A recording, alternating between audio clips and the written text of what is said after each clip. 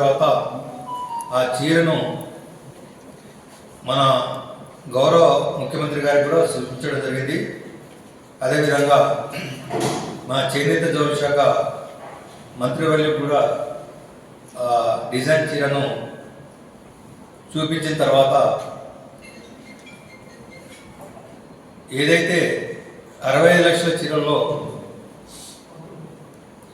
కొంతమంది అంటే కొన్ని జిల్లాల్లో ఆదిలాబాద్లో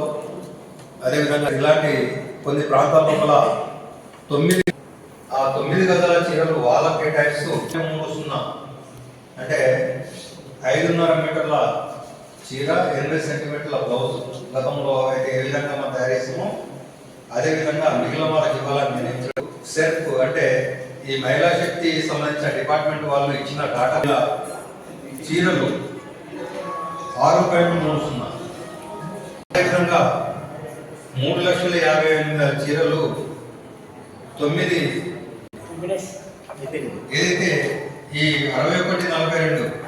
60 లక్షల